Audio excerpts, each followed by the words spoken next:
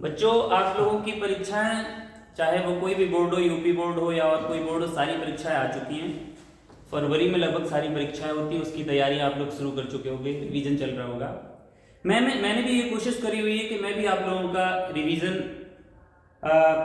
अपने तरीके से कराऊं, अपने तरीके से आप लोगों को थोड़ा सा पढ़ाऊं, मदद कर सकूं। इसके लिए मैं इस लेक्चर की शुरुआत कर रहा हूं। आज ये आप लोगों को पढ़ाने जा रहा हूं। इसमें तो मैं आपका फिजिक्स पढ़ाऊंगा इसमें, और फिजिक्स का जो आपका पहला पार्ट है वैद्युत आवेश तथा क्षेत्र, इससे शुरू करूंगा और कोशिश करूंगा कि आपके आने वाले समय में दो ढाई महीने जो है उसमें शेष, उसमें आपका सारा कोर्स एक तरीके से जो इंपॉर्टेंट चीज़ें हैं, इंपॉर्टेंट टॉपिक्स हैं, वो सारे कवर किए जाए आपके, और आप अच्छे से अपने एग्जाम दे सकें, जिसमें आपकी जितनी भी मदद हो सकती है वो मैं करूँगा। और मैं आपसे वायदा करता हूँ इस चीज़ का कि आप इस 30 मिनट या 35 मिनट के लेक्चर के बाद जो चीज़ देखेंगे वो आपके जहन में बैठ जाएगी। बस आपको थोड़ा सा एक सहयोग हमारा करना होगा। जैसे मैं एक छोटा सा उदाहरण जो आपको देता हूँ, आपके पास ये एक ग्लास है जो आपको शायद दिख रहा होगा। इसमें कोई फिजिक्स नहीं है, ये आपके लिए फिजिक्स का कोई उदाहरण नहीं दे रहा हूँ मैं। आप देखो ये ग्लास है, इस ग्लास में पानी तभी आएगा जब आप इस ग्लास को सीधा पकड़ेंगे। आप इसमें बॉटल से पानी डालेंगे, इस ग्लास को सीधा रखेंगे, तभी ये ग्लास भर पाएगा। अगर आप ग्लास को ऐसा करके रखते हैं और उसके बाद आप चाहे जितना पानी इस पर डालते रहिए, इसमें एक बूंद भी पानी अंदर नहीं आएगा। सही कह रहा हूं ना मैं? अब आपने क्या करना है कि अपने दिमाग को ऐसे करके रखना है, सीधा करके रखना है, खोल के रखना है, ऐसे करके नहीं रखना। अगर आप अपने दिमाग को ऐसा करके रखोगे तो फिर मेरी कोई गारंटी नहीं है। आप अपने दिमाग को ऐसा करके रखिए, खुल के बैठिए, दिमाग को खोल के बैठिए। 30-35 मिनट के लेक्चर के बाद आप देखेंगे कि जितनी भी चीज़ें इसमें बताई गई है वो एक एक चीज़ आपके जहन में बैठ जाएगी। मैं आपको इस बात की गारंटी देता हूँ, आपसे वायदा करता हूँ। बस आपको इतनी छोटा सा काम करना है। मैं ज़्यादा समय नहीं लेता हूँ, मैं सीधा आपके टॉपिक्स पे आता हूँ, आपकी हेडिंग्स पे आता हूँ, और मैं आपको सीधा बताता हूँ, ज़्यादा समय ना लेते हुए। और इस घंटे के बाद फिर मैं आपसे पूछूंगा कि आपको कितना समझ में आया है। आप अपना दिमाग खोल के यहाँ पे बैठे हुए। मैं पहली हेडिंग से शुरू करता हूँ। आपका पहला पार्ट जो है वो है वैद्युत आवेश तथा क्षेत्र। ये वाला जो पार्ट है फिजिक्स का, स्थिर वैद्युत की, इलेक्ट्रोस्टैटिक्स में पहला पार्ट, और उसमें भी पहली हेडिंग आपकी क्या है, वो है वैद्युत आवेश। देखिए यहाँ पे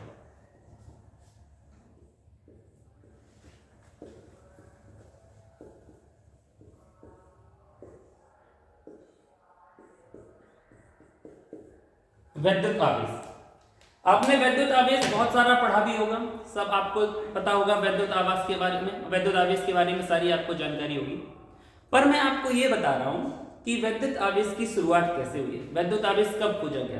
तो शायद आप लोगों को पता होगा कि आज के लगभग 2500 साल पहले एक ग्रीक दार्शनिक या वैज्ञानिक थे थेल्स। उन्होंने बताया हुआ था, थेल्स ने बताया था, जो ग्रीक के प्रसिद्ध दार्शनिक थे, कि अगर अंबर एक पदार्थ होता है। कौन सा पदार्थ? अंबर एक पदार्थ होता है, और जब अंबर को ऊन से रगड़ा जाता है, अंबर और ऊन का आपस में घर्षण किया जाता है, तो उन्होंने देखा कि छोटे छोटे पदार्थों के, जैसे कागज के टुकड़े हुए छोटे छोटे पदार्थ हैं, इन्हें आकर्षित करने का गुण आ जाता है। फिर इस चीज को आज के लगभग काफी साल पहले, 1600 साल पहले लगभग, आज के एक डॉक्टर गिलबर्ट थे, डॉक्टर गिलबर्ट। मैं ये आपको थोड़ा सा पीछे ले जा रहा हूँ ताकि समझाने में आप तुरंत समझ जाओगे। इन्होंने भी इस चीज को बताया कि अंबर और ऊन के अलावा भी कई सारे ऐसे पदार्थ होते हैं जिनका आपस में घर्षण किया जाए, जिनका अगर आपस में घर्षण किया जाए तो वो छोटी छोटी वस्तुओं को आकर्षित करने का गुण रखते हैं। जब किन्हीं दो वस्तुओं का आपस में रगड़ा जाता है, दो वस्तुओं का आपस में घर्षण किया जाता है, तो उनमें से किसी वस्तु को आकर, छोटी छोटी वस्तुओं को, जैसे क्या कहते हैं, कागज हुए और छोटी छोटी वस्तुएं हैं, उन्हें आकर्षित करने का गुण आ जाता है। इस गुण को हम वैद्युत आवेश कहते हैं। आकर्षित करने का जो गुण होता है उसे वैद्युत आवेश कहते हैं। अब और ये जो पदार्थ होते हैं वो वैद्युतमय कहलाते हैं, इलेक्ट्रिसिटी, वैद्युतमय कहलाने लगते हैं वो पदार्थ। अच्छा है क्या कि अंबर को ग्रीक भाषा में इलेक्ट्रॉन कहा जाता था। अंबर को ग्रीक भाषा में क्या कहा जाता था? इलेक्ट्रॉन कहा जाता था। और इसी से किस बात की उत्पत्ति हुई? इसी से आपकी जो इलेक्ट्रिसिटी है या स्थिर वैद्युत की या वैद्युत की है, उसकी उत्पत्ति हुई। अंबर को कहा जाता था इलेक्ट्रॉन, और अंबर में आकर्षित करने का गुण आ जाता था। अंबर एक पदार्थ है, इसमें आकर्षित करने का गुण आ जाता था। तो इससे किसकी उत्पत्ति हुई? इलेक्ट्रिसिटी। सिटी जो मतलब विद्युत है उसकी उत्पत्ति हुई, इलेक्ट्रिसिटी की। ठीक है, अब हम इन सब चीजों को छोड़ देते हैं थोड़ी देर के लिए, इन सब चीजों को आप छोड़ दो, हम आपको सीधी सी बात बताते हैं कि आवेश होता है। ये तो हमने थोड़ी सी आपको जानकारी दी इसके बारे में कि आप सीख सको। सीधी सी बात है कि जब किन्हीं दो वस्तुओं को आपस में रगड़ो तो उनमें छोटी छोटी वस्तुएं आकर्षित करने का गुण आ जाता है। मैं आपको उदाहरण दूं, आपने बहुत छोटे में, अगर आप बच्चे होगे, जो आपने ध्यान दिया होगा, आप करते होगे, आपने कभी अपनी पट्टी जो स्केल आती है आपकी, उसे कभी बालों से रगड़ा होगा, फिर बालों से उसे घर्षण करने के बाद आपने छोटे छोटे कागज चिपकाए होंगे, शायद आपने बचपन में ऐसे किया हो। अगर ये वाला आपको प्रयोग याद नहीं आ रहा तो मैं दूसरी चीज बताता हूं। सर्दियों का मौसम चल रहा है, सब लोग स्वेटर पहने हुए, कभी आप अपना स्वेटर उतारते हो तो आपने देखे होंगे जो आपकी ये रोए होते हैं, इन्हें आपका स्वेटर आकर्षित करने लगता है। ये भी ध्यान न दिया हो तो कभी आप ध्यान देना, जो आप कंघी करते हो बालों में, वो कंघी आप 4-5 बार बालों में करो और फिर कंघी बालों के पास ले जाओ, आपके बाल उस कंघी की ओर आकर्षित होने लगते हैं। ये सारी चीजें आपने दैनिक जीवन में की होंगी, अगर नहीं करी होंगी तो आपके पास कल कंघी भी और बाल भी होंगे भगवान की दया से, तो आप करके देख सकते हो। अब ये चीज होती क्या है कि जब आप घर्षण करते हो तो छोटी छोटी वस्तुओं को आकर्षित करने का गुण आ जाता है, और यही आकर्षित करने का गुण जो होता है वो क्या कहलाता है, वो विद्युत आवेश कहलाता है। तो मुझे नहीं लगता कि आपकी जो पहली हेडिंग है विद्युत आवेश, इसमें किसी को दिक्कत हुई होगी। जब पदार्थों को आपस में घर्षण करोगे, इन दो पदार्थों को, और उनमें आपस में किसी छोटी छोटी वस्तुओं को आकर्षित करने का गुण आ जाए तो हम कहते हैं कि वो वस्तु आवेशित हो गई है, और इस गुण को हम क्या कहते हैं, विद्युत आवेश कहते हैं। किसी को कोई दिक्कत? हमने आपको अपने आप के उदाहरण बताए हुए हैं, कंघी करना कभी बालों में और फिर आप कंघी को पास में ले जाना, आपके बाल खिसते हुए दिखाई देंगे। जो आप स्वेटर पहनते हो वो स्वेटर आप उतारना कभी, और जब आपके रोए जो होते हैं, ये रोम, इनसे जब घर्षण होता है तो ये भी उस स्वेटर की ओर खींचने लगते हैं। अभी कैमरा इतना अच्छा नहीं है, वरना मैं अभी स्वेटर से करके आपको दिखा सकता था। और आप कभी अपनी स्केल जो पट्टी होती है उसे अगर आप अपने बालों पे ऐसे 2-3 बार रगड़ें, 3-4 बार, और उससे आप कागज करें, मुझे नहीं लगता, मुझे लगता है कि इनमें से आप में से बहुत सारे लोगों ने ये किया होगा, ऐसा करते होंगे छोटे में। तो इसे क्या कहते हैं, विद्युत आवेश कहते हैं। बात समझ में आई? विद्युत आवेश क्या हुआ? विद्युत आवेश हुआ जब किन्हीं वस्तुओं को आपस में आप घर्षण करो तो उनमें अन्य वस्तुओं को आकर्षित करने का गुण आता है, ये गुण विद्युत आवेश कहलाता है। कोई दिक्कत? ठीक। अब आवेश के प्रकार कितने होते हैं? आवेश कितने प्रकार के होते हैं?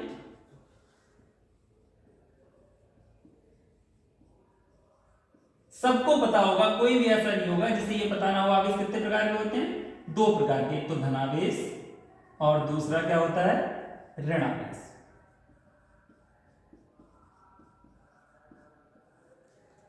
आवेश कितने प्रकार के होते हैं? 2 प्रकार के, सबको पता होगा, एक धनावेश होता है और एक ऋणावेश होता है। अच्छा, ये पता कैसे चला था? इसमें 1750 में एक वैज्ञानिक थे, बेंजामिन फ्रैंकलिन, बड़े फेमस वैज्ञानिक हैं, आप साइंटिस्ट हैं, आपको पता होगा। बेंजामिन फ्रैंकलिन ने ये देखा हुआ था कि जिस तरीके से बराबर मात्रा की धन और ऋण संख्या एक दूसरे को निरस्त कर देती है, ऐसे उन्होंने देखा कि 2 आवेश होते हैं अलग अलग प्रकार के, अगर वो बराबर मात्रा में हो और अगर उन दोनों को आप लाओ तो वो एक दूसरे को निरस्त कर देते हैं। तो उन्होंने एक आवेश को धनावेश बता दिया और दूसरे आवेश को क्या बता दिया, ऋणावेश बता दिया। तो ये बेंजामिन फ्रैंकलिन ने इस चीज को बताया हुआ था 1750 में। आप लोगों को केवल इतनी सी बात ध्यान रखनी है कि आवेश कितने प्रकार के होते हैं। आवेश 2 प्रकार के होते हैं, धनावेश और ऋणावेश। ये बहुत छोटी छोटी सी चीजें आप 9वीं 10वीं कक्षा से पढ़ते चले आ रहे हो, इसलिए मैं इसमें ज्यादा आपको कुछ और बताने की कोशिश नहीं कर रहा हूँ। केवल इतनी सी बात आपको बताऊंगा कि आवेश 2 प्रकार के हैं, एक तो धनावेश और एक ऋणावेश है, सबको पता होगा, ये आप जानते भी होंगे, तो ऐसा कुछ है भी नहीं कि आपको इसमें लिखना हुआ हो। तो पहली चीज आपने आवेश समझी, दूसरी चीज आपने ये समझी कि आवेश कितने प्रकार के होते हैं। आवेश 2 प्रकार के होते हैं, धनावेश और ऋणावेश। इतनी में मुझे नहीं लगता कि किसी को कोई दिक्कत हुई होगी। तीसरी चीज मैं इसी की हेडिंग आपको बताता हूं, इसमें है इलेक्ट्रॉन सिद्धांत। ये मैं मिटा देता हूं, इसमें तो कुछ ऐसा लिखने को था नहीं कि कोई दिक्कत हो रही हो, इसलिए मैं इस चीज को भी इसमें मिटा देता हूं। आगे आपको तीसरी चीज बताता हूं।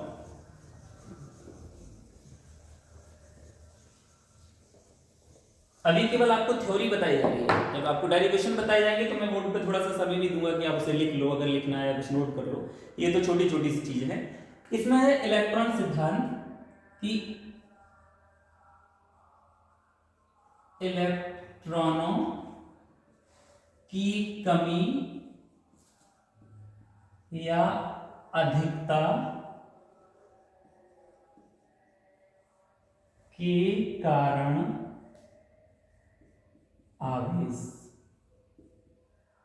और इसी को आप कहने लगते हो इलेक्ट्रॉन सिद्धांत।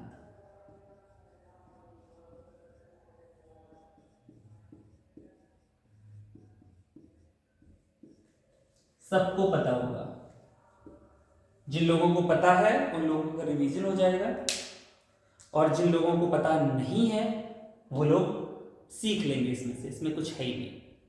अच्छा, इलेक्ट्रॉनों की कमी और अधिकता के कारण सिद्धांत क्या है? होता क्या है कि जैसे कोई वस्तु ए है और कोई वस्तु बी है, दो वस्तुएं थी, आपने क्या किया कि इन दोनों वस्तुओं का घर्षण किया। इन दोनों वस्तुओं का आपने जब घर्षण किया तो होता क्या है कि जब इनका आप घर्षण करोगे तो किसी वस्तु से इलेक्ट्रॉन निकलते हैं, इलेक्ट्रॉन, मान लिया ए से इलेक्ट्रॉन निकले और इलेक्ट्रॉन ए से निकल के कहां पहुंच गए? वी पे पहुंच गए। ये आपको ये दिख रहा है ना एरो का निशान, इससे क्या पता चला कि इलेक्ट्रॉन ए से निकला और इलेक्ट्रॉन कहां पहुंच गया? वी पे पहुंच गया। तो ये सिद्धांत आपको ये बताता है, इससे आपको ये पता चलता है कि इलेक्ट्रॉन पहले ये न्यूट्रल थी, ये ए भी न्यूट्रल, पी भी न्यूट्रल, उदासीन थी, आपने इन्हें आपस में रगड़ा, और जब आपने आपस में इन्हें रगड़ा तो ए से इलेक्ट्रॉन मान लिया कि वी पे पहुंच गए। जब वी पे पहुंच गए तो इस वस्तु पे इलेक्ट्रॉनों की अधिकता हो गई, इलेक्ट्रॉन की अधिकता, क्योंकि इस पे इलेक्ट्रॉन आए हैं ना बाहर से, तो इस पे इलेक्ट्रॉन की अधिकता हो गई, और इससे इलेक्ट्रॉन निकले हैं तो इस वस्तु पे क्या हो गई? इलेक्ट्रॉन की कमी हो गई। क्या हो गई? इलेक्ट्रॉन की कमी। इसमें तो समझाने को कुछ है ही नहीं, हम आपको बता रहे हैं कि अगर आप इन दो वस्तुएं आपस में रगड़ी हुई हैं तो ए से इलेक्ट्रॉन निकलते हैं, वी पे पहुंच जाते हैं मानो, तो वी पे इलेक्ट्रॉनों की अधिकता हो जाती है और ए पे इलेक्ट्रॉनों की कमी हो जाती है। अच्छा, इलेक्ट्रॉन कैसा आवेशित होता है? कोई भी ऐसा नहीं होगा कि जिसे पता ना हो। मैं थोड़ा सा इसके बारे में अभी बता भी दूंगा आप लोगों को। आपने शायद नाभिक पढ़ा होगा, नाभिक में आपने ये पता किया होगा कि नाभिक के अंदर प्रोटॉन और न्यूट्रॉन रहते हैं, प्रोटॉन पॉजिटिव चार्ज होता है, इलेक्ट्रॉन बाहर चक्कर लगाते हैं वो नेगेटिव चार्ज होते हैं, ये तो सबको पता होगा कि इलेक्ट्रॉन पर ऋण आवेश होता है, ठीक है। तो जब इस पे इलेक्ट्रॉनों की अधिकता हो जाएगी, इलेक्ट्रॉन ज्यादा हो जाएंगे और इलेक्ट्रॉन पर आवेश होता है ऋण, तो ये वस्तु कैसी आवेशित हो जाएगी? ऋणावेशित हो जाएगी। कैसी हो जाएगी? ऋणावेशित। क्यों? क्योंकि इस पे इलेक्ट्रॉन ज्यादा हो गए हैं, इलेक्ट्रॉनों की अधिकता हो गई है, और इस पे इलेक्ट्रॉनों की कमी हो गई, तो ये वस्तु कैसी आवेशित हो जाएगी? ये हो जाएगी आपकी धनावेशित हो जाएगी। कहने का मतलब क्या हुआ? कहने का मतलब सीधा सा हुआ कि जिस वस्तु से इलेक्ट्रॉन निकलते हैं, किससे निकल रहे हैं? इसमें ए से निकल रहे हैं ना, तो ए से इलेक्ट्रॉन निकल रहे हैं, जिससे इलेक्ट्रॉन निकलते हैं, जिस पे इलेक्ट्रॉनों की कमी होती है वो धनावेशित हो जाती है, और जिस पे इलेक्ट्रॉनों की अधिकता होती है वो कैसी हो जाती है? वो ऋणावेशित हो जाती है। ठीक है, बोर्ड पे देख लो आप, हमें आप बोर्ड पे दिखाई दे रहा होगा, ए से इलेक्ट्रॉन निकले, इलेक्ट्रॉनों की कमी हुई, तो जिस पे इलेक्ट्रॉनों की कमी होगी वो कैसा हो जाएगा? धनावेशित, और जिस पे इलेक्ट्रॉनों की अधिकता हुई वो कैसा हो जाएगा? ऋणावेशित। यही इलेक्ट्रॉन सिद्धांत है कि जिस पे इलेक्ट्रॉनों की अधिकता होगी उस वस्तु पे ऋणावेश माना जाता है, और जिस पे इलेक्ट्रॉनों की कमी होगी उस वस्तु पे धनावेश माना जाता है। ये इसमें। अच्छा, इसमें एक चीज और हम आपको बताएं, एक छोटी सी चीज जो मतलब भले अभी आवश्यक नहीं है पर फिर भी आप देख लो कि इन सारी चीजों में इलेक्ट्रॉन ही काम क्यों कर रहा है।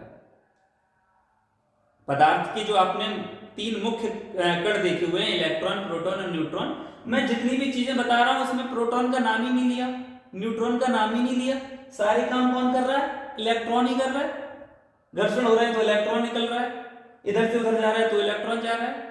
क्यों जा रहा है? सबको वैसे पता होगा, पर मैं थोड़ा सा यहाँ पे आप लोगों को बता दूं थोड़ा सा इसके बारे में, क्योंकि आपने परमाणु पढ़ा होगा। परमाणु में एक क्या होता है अंदर का भाग? नाभिक। इसे क्या कहते हैं? नाभिक। नाभिक में कौन कौन रहता है? प्रोटॉन और न्यूट्रॉन। मैंने थोड़े से बना लिए, ठीक। उस प्रोटॉन कैसा चार्ज होता है? पॉजिटिव चार्ज होता है। कैसा चार्ज? पॉजिटिव चार्ज होता है, ठीक। इसके बाहर कौन चक्कर लगाते हैं? इसके बाहर चक्कर लगाते हैं इलेक्ट्रॉन। इलेक्ट्रॉन कैसे चार्ज होते हैं? नेगेटिव चार्ज होते हैं। तो अब आप मैं ये बताने वाला था कि आखिर सारे कामों में इलेक्ट्रॉन ही भाग क्यों ले रहा है। बात ये चल रही थी मुख्य बात कि आखिर ये भी तो उसी का कण है, परमाणु का ये भी कण है प्रोटॉन। न्यूट्रॉन का तो इसलिए ध्यान नहीं दिया, न्यूट्रॉन न्यूट्रल होता है, उदासीन होता है, तो इससे चलो कोई लेना देना नहीं। पर प्रोटॉन इसका नाम क्यों नहीं लिया, ये क्यों बीच में भाग नहीं ले रहा है, इसका क्यों कुछ नहीं हो रहा है, इलेक्ट्रॉन का क्यों हो रहा है। तो आप ये संरचना देखो, किसी भी परमाणु में जो उसका मुख्य भाग होता है, धनावेशित भाग होता है, बीच का भाग होता है जिसमें प्रोटॉन और न्यूट्रॉन रहते हैं, उसे नाभिक कहते हैं। प्रोटॉन पॉजिटिव चार्ज होता है, इलेक्ट्रॉन नेगेटिव चार्ज होता है। लेकिन जब किन्हीं दो पदार्थों को आप रगड़ोगे तो सबसे पहले कौन सी चीज संपर्क में आएगी, इलेक्ट्रॉन आएगी। जैसे आप यहां देखो, ये मान लिया कोई ए पदार्थ था और ऐसे ही आपने यहाँ पे बी पदार्थ लिया, ये बी पदार्थ का नाभिक है। समझने की बात है, वैसे तो आप जानते होंगे, पर नाभिक इसमें भी प्रोटॉन होंगे, इसमें भी न्यूट्रॉन होंगे, इसमें भी इलेक्ट्रॉन होंगे। तो अब आप बताओ, जब आप किन्हीं दो पदार्थों को रगड़ोगे तो सबसे बाहर कौन मिलेगा, इलेक्ट्रॉन। कौन मिलेगा, इलेक्ट्रॉन। यानी कि इलेक्ट्रॉनों को हटाना सुगम होता है, इलेक्ट्रॉनों को अलग करना बहुत सरल है, मतलब एक अपेक्षाकृत प्रोटॉन के। इसलिए इन सारी प्रक्रियाओं में इलेक्ट्रॉन ही इधर से उधर होते हैं, प्रोटॉन नहीं होते, क्योंकि प्रोटॉन अंदर रहते हैं। प्रोटॉनों को अलग करना बहुत मुश्किल काम है प्रोटॉनों को, जबकि इलेक्ट्रॉन बाहर रहते हैं। इलेक्ट्रॉन प्रोटॉन की अपेक्षा अस्थिर हैं, ये समझ लो आप, ठीक है। इसीलिए इलेक्ट्रॉन ही अंदर बाहर हो गए, प्रोटॉन ज्यादा स्थिर है, प्रोटॉन अंदर रहता है। मैं जैसे हमेशा आप लोगों से कहता रहता हूं कि अगर आप जैसे कोई आपके बाहर से निकले तो सबसे पहले किसे पता चलेगा, जो घर के दरवाजे पे बैठा होगा। मैं हमेशा कहता रहता हूं ये बात कि जैसे आपके दरवाजे पे कोई बैठा हुआ है, आपके पिताजी बैठे हुए हैं, बाबा बैठे हुए हैं, और बाहर से अगर कोई निकल रहा है तो बाबा को तो ही पता चलेगा ना कि अंदर आपका भाई बैठा हुआ, अंदर माताजी बैठी हुई, उन्हें पता चल जाएगा। क्यों नहीं चलेगा, क्योंकि वो अंदर हैं और सबसे पहले कौन मिल रहा है, बाबा मिल रहे हैं। ऐसे यहां सबसे पहले कौन है, इलेक्ट्रॉन है, ये बाहर है, इसलिए इलेक्ट्रॉनों का ही आदान प्रदान होता है, इलेक्ट्रॉन ही इधर उधर आते हैं। तो मैं इधर बात कर रहा था आपसे कि जिसमें इलेक्ट्रॉनों की कमी हुई वो हो गया धनावेशित, जिसमें इलेक्ट्रॉनों की अधिकता हुई वो हो गया ऋणावेशित। अब बताओ इसमें कोई दिक्कत, ये है इलेक्ट्रॉनों की कमी या अधिकता के कारण आवेश, यानी कि कमी के कारण कौन सा आवेश, धनावेश, और अधिकता के कारण कौन सा आवेश, ऋणावेश। इसी को हम आप इलेक्ट्रॉन सिद्धांत कहने लगते हैं। आप इसमें कोई दिक्कत, मुझे नहीं लग रहा कि आप लोगों को इसमें कोई दिक्कत होगी, ये बहुत छोटी सी चीज है। तो मैंने अभी तक आपको क्या बताया, मैंने आपको वैद्युत आवेश बताया, मैंने आपको आवेशों के दो प्रकार बताए, सरल सरल चीजें हैं, आप समझ भी रहे होंगे।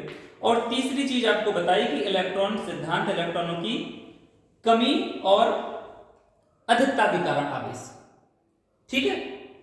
यही घर्षण द्वारा आवेश का स्पष्टीकरण, आवेशन का स्पष्टीकरण है। जो हम घिसते हैं, घर्षण करते हैं, तो इलेक्ट्रॉनों का क्या होता है, आदान प्रदान होता है। ये हमने आपको चीज बता दी, इसमें कोई दिक्कत।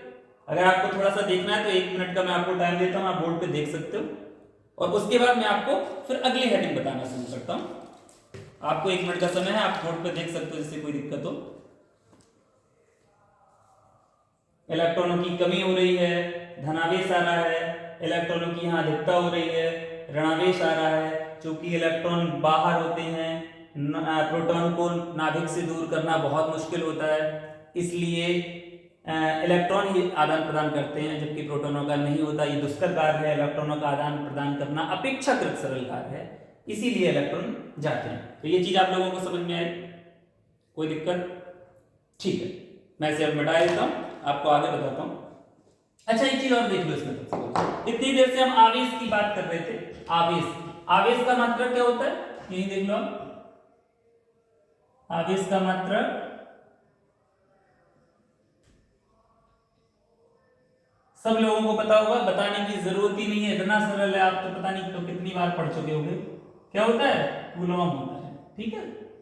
आवेश का मात्रक क्या होता है, आवेश का मात्रक होता है कूलॉम। तो इसमें तो किसी की कोई दिक्कत ही नहीं है, ये तो आप लोग जानते ही, बहुत सिंपल सी बात है, ठीक है। ये आपको थोड़ी सी चीज ध्यान रखनी कि आवेश का मात्रक क्या होता है। आवेश का मात्रक कूलॉम होता है। आवेश दो प्रकार के होते हैं, धनावेश और ऋणावेश। जहां इलेक्ट्रॉनों की कमी होगी वो धनावेशित हो जाएगी वो वस्तु, जहां इलेक्ट्रॉनों की अधिकता होगी वो वस्तु ऋणावेशित हो जाएगी, ठीक है। अच्छा, ठीक है। इसके बाद आपकी जो इस पार्ट में अगली हेडिंग आती है, शायद इतनी चीजें आप लोग आसानी से समझ पा रहे होंगे।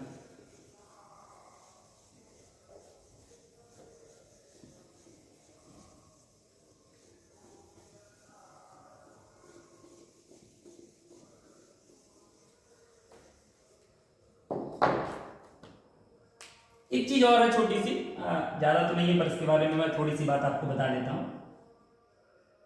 मैं सोच रहा हूँ एक एक हेडिंग से आपको बताया जाए तो आपको ऐसी कोई दिक्कत नहीं होगी। आवेश का संरक्षण। आवेश का संरक्षण ऐसे ही है जैसे आपने ऊर्जा का संरक्षण पढ़ा हुआ था। आवेश का संरक्षण मतलब आवेश को ना तो नष्ट किया जा सकता है ना ही उत्पन्न किया जा सकता है, बल्कि आवेश एक वस्तु से दूसरी वस्तु पे स्थानांतरित होता रहता है। इसे आवेश का संरक्षण कहते हैं। जैसे अभी हमने आपको थोड़ी देर पहले बात बताई हुई थी कि ये एक वस्तु है, ये भी वस्तु है, दोनों पहले उदासीन है, आपने इन्हें घर्षण किया इनका, तो मान लिया इस पे कुछ इलेक्ट्रॉन इधर चले गए, इसे मान लिया एक इलेक्ट्रॉन इधर आ गया, ठीक है, तो ये इस पे पॉजिटिव आ जाएगा आवेश और इस पे नेगेटिव आवेश आ जाएगा, यानी कि इस पे 1.6 × 10⁻⁻⁻ पॉजिटिव आवेश और इस पे 1.6 × 10⁻⁻⁻ नेगेटिव आवेश। लेकिन अगर दोनों को आप देखो तो ये दोनों आवेश भी एक दूसरे को नष्ट कर देंगे, टोटल आवेश तो शून्य ही रहेगा। तो कहने का मतलब ये है कि आवेश संरक्षण बहुत छोटी सी चीज है। आप लोगों को पता होगा कि आवेश को ना तो नष्ट किया जा सकता है ना उत्पन्न किया जा सकता, बल्कि एक वस्तु से दूसरी वस्तु में स्थानांतरित होते रहते हैं, इसे आवेश का संरक्षण कहते हैं, ठीक है। इसके बाद जो आपकी चीज है वो है ये चीज, ये देखो, इसे थोड़ा सा हम आपको समझाएंगे, वैसे आती होगी आपको पर फिर भी, क्या है, मूल आवेश, ठीक है, ये क्या है, मूल आवेश। और इसी में आगे जो चीज है या इसी को नीचे आप इसमें लिख लो, मैं आपको तुरंत समझा दूंगा, आवेश की क्वांटम प्रकृति। क्वांटम प्रकृति, इसे आप समझने की कोशिश कीजिए, महत्वपूर्ण बात है, बहुत सिंपल सी, तुरंत आप समझ जाओगे। मूल आवेश समझाना है आपको और आवेश की क्वांटम प्रकृति। तो इसमें है क्या, ये है कि आवेश को अनिश्चित रूप से विभाजित नहीं किया जा सकता। मैं पहले इन सब चीजों को छोड़ के आपको छोटे से उदाहरण पे आता हूं। जैसे आप लोग बताइए हमें कि 1 रुपए का सिक्का होता है, मुद्रा की बात कर रहे हैं, पैसे जो आपने देखे होंगे, 1 रुपए का सिक्का आपने देखा होगा, 5 रुपए के सिक्के देखे होंगे, पहले 2 रुपए के सिक्के भी चलते थे, ठीक है, और 10 के सिक्के, 20 के सिक्के, या 10 का नोट, 20 का नोट, 50 का नोट, 100 का नोट, 500 का नोट, ऐसे करके आपने मुद्रा देखी होगी। लेकिन अगर मैं आपसे कहूं कि आप 35 पैसे की मुद्रा बताओ, अब नहीं देखी होगी आपने।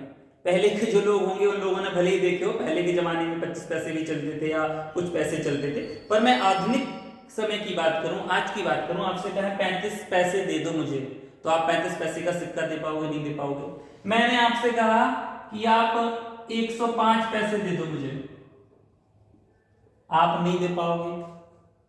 लेकिन मैं आपसे कहूं 100 रुपए दे दो आप मुझे, आप दे दोगे। आपसे हमने कहा 225 रुपए दे दो, आप दे दोगे। बात समझ लो मैं कहना क्या चाह रहा हूं।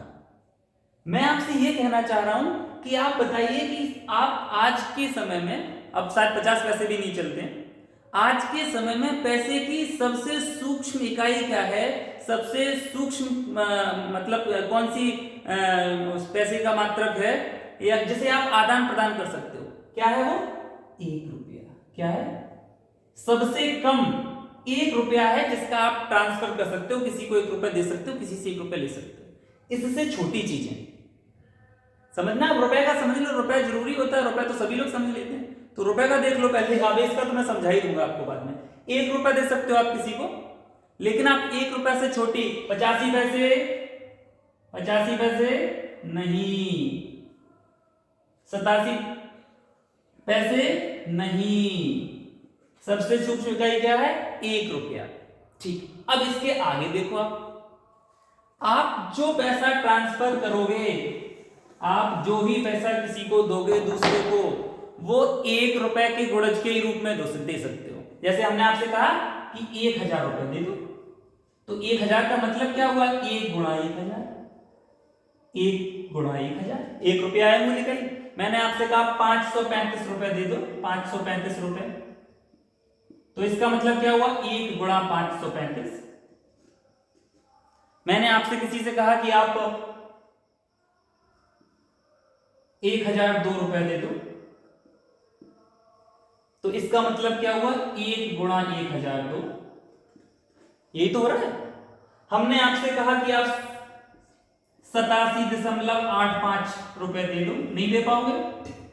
87 तो दे सकते हो, लेकिन 0.85 कहां से दोगे? नहीं दे सकते। तो क्यों? क्योंकि इसे आप एक के पूर्ण गुणज के रूप में लिख ही नहीं सकते, कुछ एक का पूर्ण गुणज बनेगा ही नहीं यहाँ पे। तो कहने का मतलब हमारा ये है कि पैसे की सबसे सूक्ष्म इकाई है, सबसे छोटी राशि है, वो 1 रुपए है। और 1 रुपए के पूर्ण गुणज 1.5 रुपए नहीं दे सकते किसी को, 1.25 रुपए नहीं दे सकते किसी को। आप 1 रुपए, 2 रुपए, 3 रुपए, 4 रुपए, 5 रुपए ऐसे दे सकते हो, लेकिन 1.25, 1.25 यानी कि अपूर्ण गुणज नहीं दे सकते। इसी तरीके से ये रुपए वाली अगर आपको बात समझ में आ गई होगी, बिल्कुल ऐसा ही होता है आवेश के लिए। आवेश में भी एक सूक्ष्म राशि होती है E, जिसका मान होता है 1.6 गुणा 10 की घात ऋण 19 कूलाम। ये आवेश को अनिश्चित रूप से विभाजित नहीं कर सकते आप। आवेश को एक निश्चित राशि के पूर्ण गुणज के रूप में ही आदान प्रदान कर सकते हो, स्थानांतरित कर सकते हो। जैसे 1 रुपये के पूर्ण गुणज के रूप में आप पैसे का आदान प्रदान कर पा रहे थे, वैसे ही इस आवेश का आदान प्रदान 1.6 गुणा 10 की घात ऋण -19 कूलाम यानी कि स्मॉल ई, इसके पूर्ण गुणज के रूप में ही कर सकते हो। और ये स्मॉल ई आपकी क्या कहलाती है? इसी को आप मूल आवेश कहते हो। अर्थात आवेश का स्थानांतरण स्मॉल ई के पूर्ण गुणज के रूप में ही हो सकता है। 1.6 गुणा 10 की घात ऋण 19 कूलाम के पूर्ण गुणज में ही हो सकता है। कहने का मतलब अगर आप आवेश का स्थानांतरण कर रहे हो तो या तो ई होगा, या 2e होगा, या 3e होगा, या 4e होगा, 5.5e नहीं होगा। पूर्ण गुणज 5e, 6e, 10e, 100e, यानी कि जिस तरीके से रुपए के लिए छोटी सी राशि 1 थी, ऐसी आवेश के लिए छोटी सी राशि ई होती है। और इस ई को ही हम क्या कहते हैं? मूल आवेश कहते हैं। ये ई ही मूल आवेश है। और इसका मान कितना होता है? 1.6 गुणा 10 की घात -19 कूलाम। तो आवेश की क्वांटम प्रकृति क्या है? आवेश को अनिश्चित रूप से विभाजित नहीं किया जा सकता। अपने मन से नहीं है कि तुमने कह दिया कि जितना आवेश देना उतना दे दिया किसी को, ऐसा नहीं है।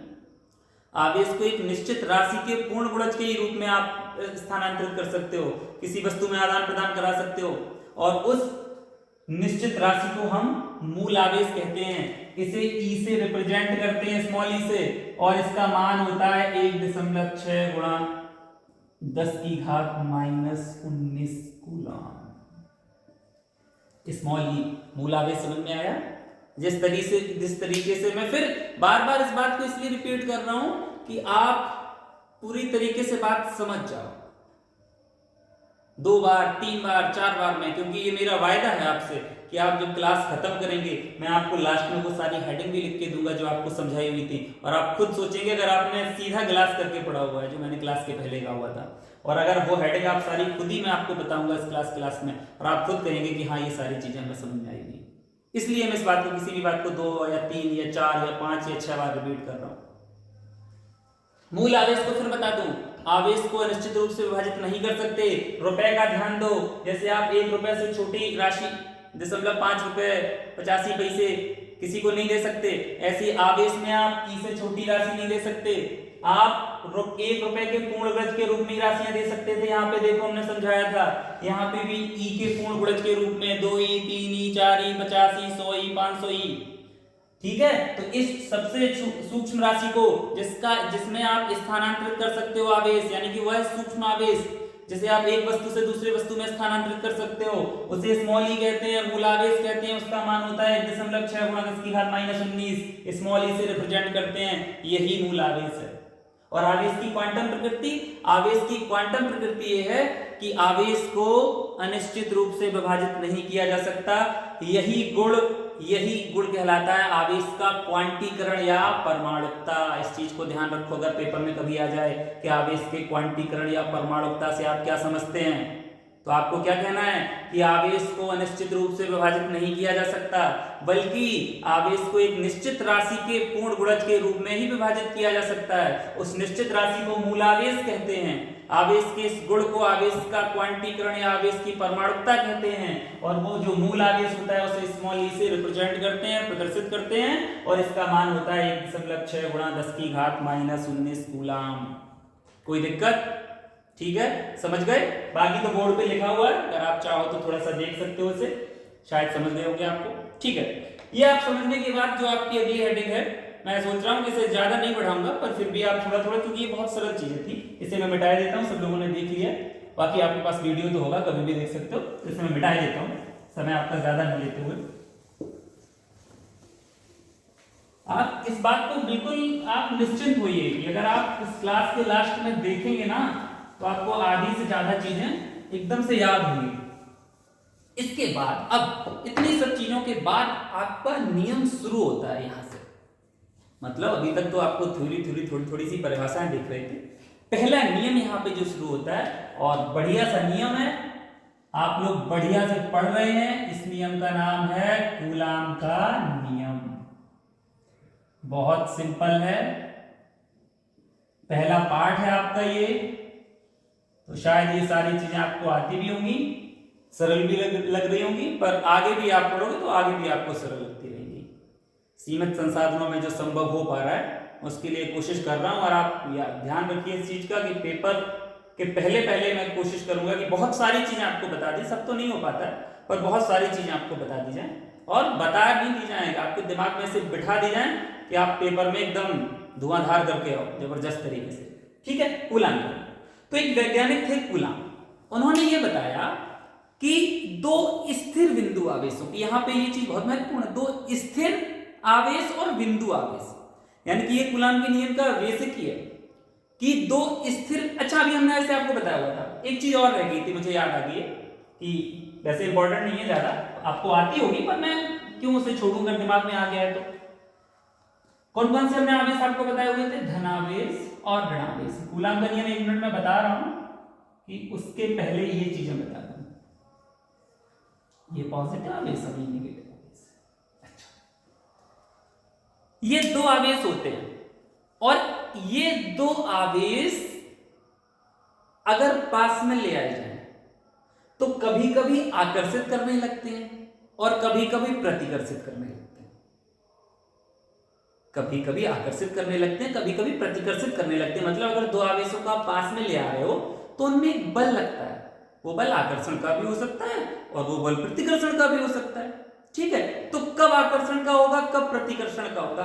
देखो यहां पे अगर आप पॉजिटिव और पॉजिटिव, ठीक, इस लाइन के नीचे देखना है आपको, ये नेगेटिव और नेगेटिव है, ये पॉजिटिव और नेगेटिव है, ये नेगेटिव और पॉजिटिव है। ये चार स्थितियां तो हो सकती हैं दो आवेशों के लिए। दो आवेश थे आपको प्लस माइनस, और इनके लिए ये चार स्थितियां हो सकती हैं। या तो आप प्लस के पास प्लस ले आओ, या माइनस के पास माइनस ले आओ, या प्लस के पास माइनस ले आओ, या माइनस के पास प्लस ले आओ। यही संभव चीजें हैं। तो प्लस प्लस एक दूसरे को प्रतिकर्षित करते हैं। ये इससे कहेगा दूर भग जाओ, ये इससे कहेगा दूर भग जाओ। क्या करते हैं? प्रतिकर्षित। ठीक, नेगेटिव नेगेटिव एक दूसरे को प्रतिकर्षित करेंगे। ये कहेगा इधर भग जाओ, ये कहेगा इधर भग जाओ, ये भी एक दूसरे को प्रतिकर्षित करते हैं। लेकिन अब प्लस माइनस वाला है, प्लस माइनस नहीं कहेगा, प्लस कहेगा तुम इधर आ जाओ, ये कहे तुम उधर आ जाओ। बुंदेली में जो अपन कहावत है ऐसे करके थोड़ी सी, यानी कि ये कहेगा आप भी इधर आ जाओ और ये कहेगा आप भी इधर आ जाओ, यानी कि ये क्या करने लगेंगे? आकर्षित। अभी आप ये पूरा लिख जाने दो, उसके बाद बताऊंगा। ठीक है, ये माइनस है, ये प्लस है, ये भी कहेगा इधर आ जाओ, ये भी कहेगा इधर आ जाओ, यानी कि ये भी क्या करते हैं? आकर्षित। तो भैया देखो, आपने यहाँ पे क्या देखा? देखो बच्चों सब, आपको साफ साफ दिखाई दे रहा है समान आवेश है, प्लस प्लस समान आवेश है ना, माइनस माइनस, ये दोनों क्या कर रहे हैं? प्रतिकर्षित। यानी कि जब समान आवेशों को आप पास में ले आओगे, आवेशों की प्रकृति समान होगी और उन्हें पास में ले आओगे, तो वो एक दूसरे को रिपल करेंगे, प्रतिकर्षित करेंगे, दूर भगाएंगे।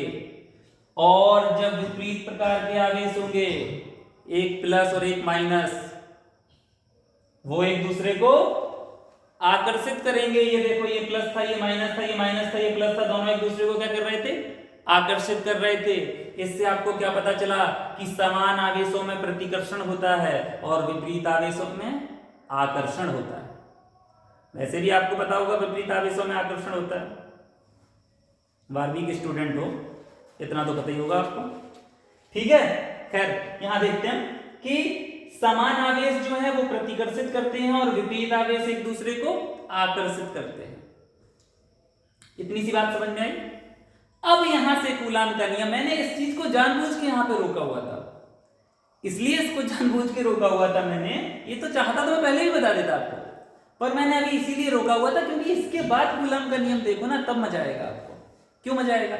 अभी हमने आपको बताया कि समान आवेश एक दूसरे को आकर्षित करते हैं, समान आवेश एक दूसरे को प्रतिकर्षित करते हैं और विपरीत आवेश एक दूसरे को आकर्षित करते हैं। अब इस आकर्षण या प्रतिकर्षण बल का मान कितना होता है? कितना कहोगे, कितना कौन किसे आकर्षित कर रहा है? कोई ज्यादा आकर्षित करती होगी, मतलब कोई ज्यादा आकर्षित करता है, कोई कम आकर्षित करता है। उसका मान कितना होगा? कैसे आपको पता चलेगा कि कौन ज्यादा खींच रहा है आपको, कौन ज्यादा आकर्षण लगा रहा है आपके ऊपर किसी दूसरे आवेश पे? ये पता, इसकी वैल्यू न्यूमेरिकल अंकित मान कैसे पता चलेगा? वो किसने बताया हुआ था? वो इन महाशय ने बताया हुआ था इस नियम के द्वारा। कूलाम ने ये बताया हुआ था कि भैया ये जो आकर्षण प्रतिकर्षण लगेगा ना, उसका मान कितना होगा, अंकित मान, उसका न्यूमेरिकल वैल्यू कितनी होगी, वो कूलाम ने बताया हुआ था। इतनी बात समझ गए? अब देखो कूलाम का नियम, अब मजा आएगा। यहां से क्या समझे? यहां से आप समझे कि समान आवेश एक दूसरे को प्रतिकर्षित करते हैं और विपरीत आवेश एक दूसरे को आकर्षित करते हैं। अब ये चाहो तो यहां बना रहने दो, मैं यहां पे आपको दिखाता हूं। कूलाम बता रहे हैं, कूलाम ने क्या कहा अभी हमने आपको बताया कि दो स्थिर बिंदु आवेशों के बीच। अच्छा, और ये कोई इसकी कोई नियम की उत्पत्ति नहीं है, ये प्रयोगों द्वारा बताया हुआ था। उन्होंने प्रयोग किए बहुत सारे, फिजिक्स में आपको पता है, विज्ञान में प्रयोग होते रहते हैं और उनसे नियम निकलते रहते हैं। तो उन्होंने क्या बताया कि दो बिंदु आवेशों के, मान लिया कोई बिंदु आवेश ये Q1 है, दूसरा बिंदु आवेश Q2 है, ठीक, प्लस Q1 और प्लस Q2, और इनके बीच की दूरी कितनी है? इनके बीच की दूरी है स्मॉल r। इतनी बात में किसी को कोई दिक्कत है? यहां पे दो आवेश हैं, एक आवेश प्लस Q1 है, दूसरा आवेश प्लस Q2 है, स्थिर हैं दोनों, और बिंदु आवेश हैं, ये भी ध्यान रखना है, स्थिर बिंदु आवेश। ये देखो बिंदु से बने हुए हैं, बड़े बड़ी सी बिंदु बना दी हमने, खूब दिखाई दे रही होंगी, ठीक है। तो ये Q1 है प्लस Q1, ये प्लस Q2 है, और उनके बीच की दूरी कितनी है? Small r। ये अब भैया अभी हमने आपको क्या बताया था? हमने क्या कहा था आपसे कि प्लस प्लस अगर पास में रखे हुए तो एक दूसरे को प्रतिकर्षित करते हैं, तो इनके बीच एक बल लगेगा, प्रतिकर्षण बल। उसका मान कितना होगा ये बताया हुआ था कूलाम ने कि इसका मान कितना होगा। तो क्या कहा कूलाम ने? कूलाम ने बताया कि दो आवेशों के बीच लगने वाला बल आवेशों की मात्राओं के गुणनफल के अनुक्रमानुपाती।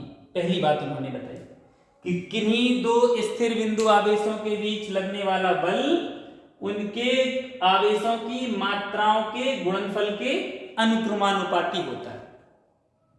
और दूसरी बात उन्होंने बताई कि ये बल जो होता है वो उनकी बीच की दूरी के वर्ग के व्युत्क्रमानुपाती होता है, यानी कि F is directly proportional to Q1 into Q2 और इनवर्सली प्रोपोर्शनल 1 अपॉन, मतलब inversely proportional to r square, यानी कि F is directly proportional to 1 upon r square.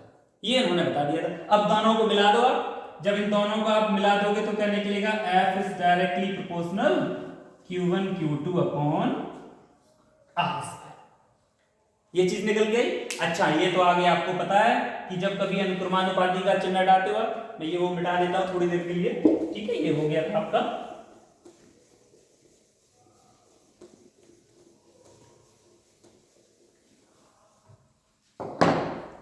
ये निकला कि जब कभी अनुक्रमानुपाती का चिन्ह हटाओगे तो फिर क्या आपको लेना पड़ेगा?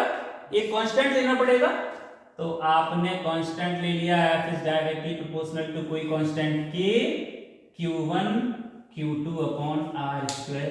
यही कूलाम का नियम है। अगर आपको पता है कि Q1 का मान कितना है, अगर आपको पता है Q2 का मान कितना है, अगर आपको पता है उनके बीच की दूरी कितनी है, यानी कि ये कितना है, ये कितना है, बीच की दूरी कितनी है, तो आप बता दोगे कि वो किस बल से एक दूसरे को इस स्थिति में प्रतिकर्षित कर रहे होंगे, समान आवेश से। ठीक। अच्छा, एक चीज और यहाँ पे छोटी सी है जो आप लोगों को, इस K का मान वो भी निकाला हुआ था उन्होंने प्रयोगों द्वारा कि इस K का मान जो होता है वो कितना होता है, 1/4πε0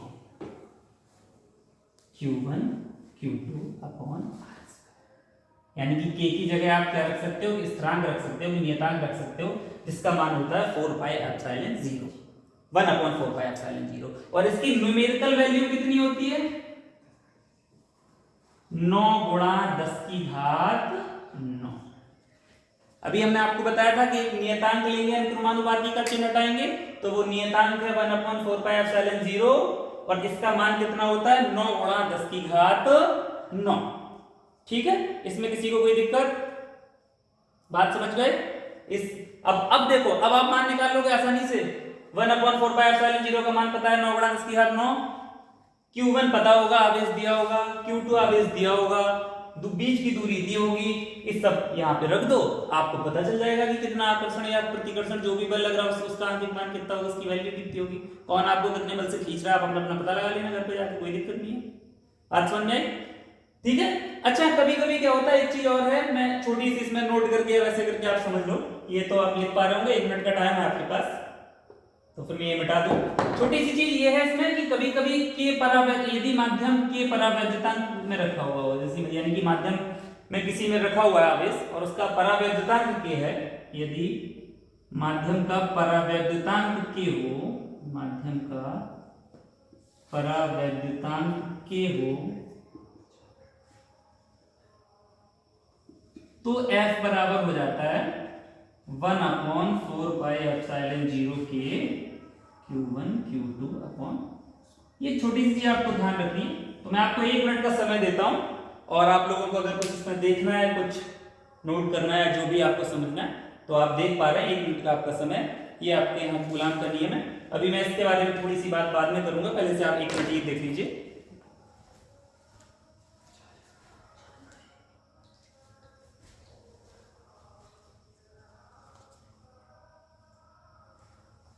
ये आपने देख लिया होगा। इसके बाद मैं छोटी सी चीज और आज आपको बता दूं, उसके बाद काफी चीजें ये मिटा के, ये ε0 या ε0, इसके बारे में थोड़ी सी चर्चा कर लेते हैं आपके, बस फिर आज का फिर यहीं पे यहाँ समापन करेंगे। केवल थोड़ी सी चर्चा और थोड़ा सा समय और आपका लेते हैं, इसे मिटा देते हैं। इसे देख लो आप, कभी कभी पेपर में आ जाता है। ये क्या है, ε0,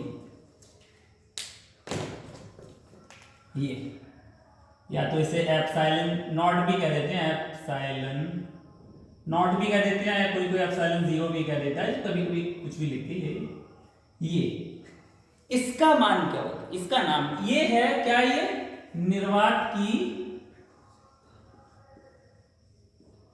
वैद्युतशीलता। पेपर में कभी कभी पूछ लिया था, इसलिए 1 मिनट का समय इसमें भी आप ले लो। ये ε0 जो है, ε0 जो है, इसे निर्वात की वैद्युतशीलता कहते हैं, इसे कहते हैं निर्वात की वैद्युतशीलता। और इसका मान कितना होता है, इसका मान होता है 8.85 × 10⁻12। इसका मान होता है 8.85 × 10⁻12। ठीक।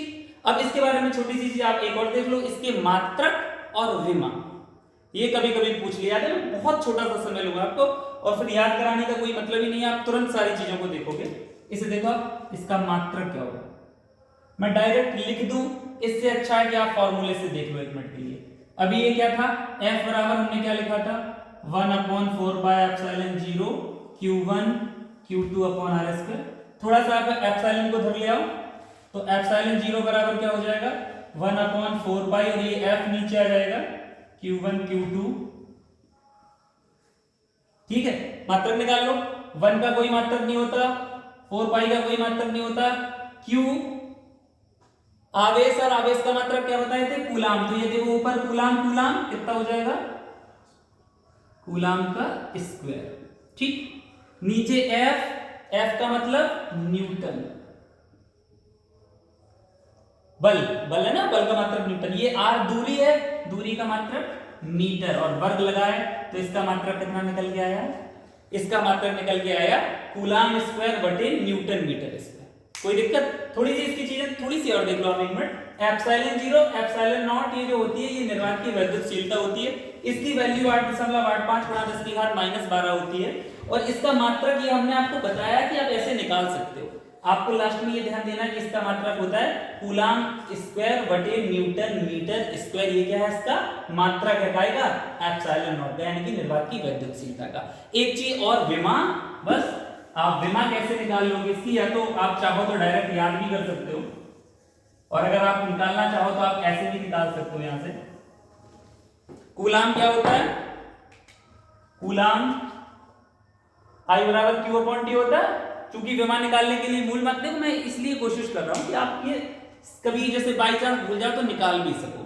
याद कराने को मैं यहाँ पे लिख दूं m-1 l-3 t4 a2 ऐसे करके, तो इसका कोई मतलब नहीं है। 1 मिनट का आप समय देंगे आप खुद सीख जाएंगे। कूलाम I बराबर Q अपॉन T होता है, या Q बराबर IT हो जाएगा। ये कूलाम है और ये I मतलब इसका मात्रक एम्पियर होता है। सब लोग याद करो, एम्पियर ए, और समय का मात्रक T। तो कूलाम की विमा क्या हुई? कूलाम AT के इक्वल हुआ।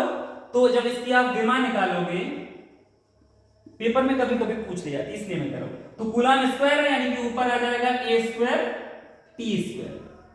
नीचे बल है यानी कि न्यूटन है, और न्यूटन की विमा कितनी होती है? न्यूटन का m l t-2 ये तो होती है बल की विमा। यहां मीटर स्क्वायर है, मीटर मतलब दूरी, यही तो हो जाएगा l स्क्वायर। अब देखो सबको ऊपर ले जाओ, तो आपको पता है सबको ऊपर ले जाया जाता है, तो m ऊपर आ जाएगा, ये m-1 हो जाएगा ऊपर जाके। ठीक है, m खत्म हो गया। इसके बाद l, एक ये l है और एक ये l है, मतलब दो ये l है, तो 2 और 1 मिलके 3, नीचे 3 होगी, ऊपर पहुंच के क्या हो जाएगी? -3 हो जाएगी। ठीक है, यहाँ पे ये t यहाँ 2 है ऋण के ऊपर, और ये धन के, ये ऊपर ऋण के, ये 2 ऊपर पहुंचेंगे तो धन के हो जाएंगे। 2 और 2 कितना हो जाएगा? 4 हो जाएगा। तो अब देखो भैया, m निकल गए, l निकल गए, t निकल गए, ये सब हो गया। ऊपर क्या a बचा है ना, तो a हमारे हिसाब से यही तो विमा होती है, m-1 l-3 t4 और a स्क्वायर। ये इसकी क्या निकल के आई? विमा। तो आपको ये ध्यान रखना है कि एप्सिलॉन 0 की विमा इतनी होती है, एप्सिलॉन 0 का मात्रक ये होता है, विमा ये लिखते हैं। और कैसे कैसे निकले हैं ये भी हमने आपको कोशिश की हुई है कि ये आपको समझा दिया जाए, बता दिया जाए। ठीक है, इसके बारे में समझ गए। इसकी वैल्यू 8.85 × 10⁻12, इसका मात्रक coulomb square upon newton metre square, और इसकी विमा m-1 l-3 t4 a2। ये एप्सिलॉन नॉट की बात है। ठीक, बात समझ लिख लिया होगा शायद, मैं मिटा देता हूं, समझ गए।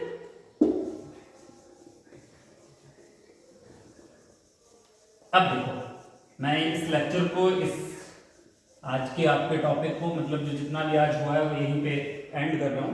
मैं आपको ये बताने की कोशिश कर रहा हूं कि मैंने आज आपको क्या क्या बताया और आप क्या क्या सीखे। मैंने जितनी भी चीजें आपको बताई हुई हैं उन चीजों में आप खुद देखेंगे कि आपने कितना सीखा हुआ। पहली हेडिंग जो मैंने आज आपकी बताई हुई थी वो बताई थी आवेश, फिर आवेशों के प्रकार,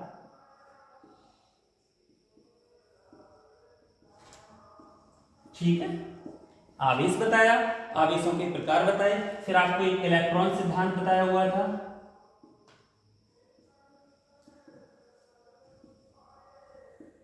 यानी कि आवेशों की इलेक्ट्रॉन की कमी या अधिकता, इलेक्ट्रॉन की कमी या अधिकता के कारण आवेश, या अधिकता के कारण आवेश। ठीक है, ये आपको बताया हुआ था। इसके बाद आपको घर्षण द्वारा स्पष्टीकरण भी बताया हुआ था, वो तो आप सीख ही गए थे। ठीक, इसके बाद आवेश का मात्रक आपको पता होगा, कोई आपको बताने की जरूरत नहीं है। एक चीज आपको बताइए, आवेश का संरक्षण छोटी सी चीज थी, थोड़ा सा आपने शायद ध्यान दिया होगा। और इस आवेश के संरक्षण के बाद आपको मूल आवेश, ये इंपॉर्टेंट चीज थी, मूल आवेश या आवेश की क्वांटम प्रकृति। हो सकता है समय ज्यादा हो रहा होगा पर आप सीख भी ज्यादा पाएंगे, ये भी देखिए, ठीक है। मूल आवेश बताया हुआ था और इसके बाद आपको बताया था जो अभी मुख्य चीज थी, कूलाम का नियम, और थोड़ी सी चर्चा हमने इसके अलावा आपकी इस एप्सिलॉन जीरो के बारे में की हुई थी, इसका मान, मात्रक और विमा। आज की समरी जो है आपकी, आज जो आपको पढ़ाया हुआ, मैंने इतनी चीजें मुख्य आपको बताई। आवेश बताया, आवेश का मात्रक बताया, आवेशों के दो प्रकार बताए, इलेक्ट्रॉन सिद्धांत बताया, कैसे कमी और अधिकता के कारण आवेश आते हैं, आवेश का संरक्षण बताया, मूल आवेश आपको बताया क्या होता है, आवेश की क्वांटम प्रकृति क्या होती है, आवेश का क्वांटीकरण जिसे कहते हैं, परमाणुकता कहते हैं, कूलाम का नियम बताया, और आपको एप्सिलॉन जीरो का मान, मात्रक और विमा, इन चीजों के बारे में बताया। आशा करते हैं, समय थोड़ा सा ज्यादा हो रहा होगा, आशा करते हैं कि ये सारी चीजें आपको समझ में आई होंगी, और अगर एक बार में समझ में नहीं आई हुई है तो आप दोबारा उस वीडियो को देखेंगे, एक एक चीज बहुत क्लियर बताई गई है। आगे मैं फिर आगे इसके बाद आगे की जो चीजें होंगी वो मैं आगे आपको बताऊंगा, और भी कई चीजें हैं, जैसे वैद्युत बल हैं, कूलाम के नियम से महत्वपूर्ण संबंधित बातें हैं, और भी बहुत सारी चीजें, वो अगले लेक्चर में आपको बताऊंगा, अगले पाठ में बताऊंगा। और मैं कोशिश करूंगा कि आपका 2-2.5 महीने का जो समय है उसमें फिजिक्स में आपको इतना बता दिया जाए कि आप पेपर में अच्छे से अच्छे अंक प्राप्त कर सकें। तो शायद ये चीजें आप सीख पा रहे हैं, और अगर आपको अच्छा लगेगा तो आप लोग कमेंट वगैरह तो कर ही सकते हैं, मुझे बता सकते हैं कि क्या कमी रह गई है, क्योंकि यहाँ पे संसाधन सीमित हैं। अपन सीमित संसाधन से जो भी अपने पास उपलब्ध हुआ उससे प्रयास कर रहे हैं, तो हो सकता है थोड़ी बहुत चीजें आपको देखने में या बोर्ड वगैरह में ये सारी दिक्कतें आ सकती हैं, आपको लग रहा होगा दिक्कत, पर आप उन सबको इग्नोर करिए। कभी भी होता है ना, ऐसे रास्ते में अगर आप जा रहे हैं और कांटे पड़े हुए, तो आप क्या करते हैं, जबरदस्ती कांटों के ऊपर चल के जाते हैं, नहीं जाते ना, आप क्या करते हैं कि उन कांटों से बच के निकल जाते हैं। कांच रास्ते में पड़ा हुआ और आपको पार करनी रास्ता, तो कांच को छोड़ के आप बगल से निकल जाते हैं, या उसे कूद के निकल जाते हैं, उसे के ऊपर से निकल जाते हैं। ऐसे इसमें जो छोटी छोटी कमियां हैं जो संसाधन के अभाव के कारण हो रही हैं, उन्हें आप उछल के निकल जाइए, उनसे कूद के निकल जाइए, बच के निकल जाइए, और आपको जो फिजिक्स पढ़ाई गई है, जो चीज़ें आपको समझाई गई हैं, उन चीज़ों को समझिए। तो आप मुझे बता सकते हो कि कमेंट में आपकी क्या आपको दिक्कत हुई है, क्या समझने में कुछ आपको, और अगर अच्छा लगा हो तो आप ये भी बता सकते हो। इसके बाद मैं आपको आगे इसके आगे कंटिन्यू करूंगा, आगे के जो टॉपिक हैं वो बताऊंगा। आज के लिए केवल इतना ही। शुभ रात्रि, आप लोग अच्छे से पढ़ें। धन्यवाद आप सभी।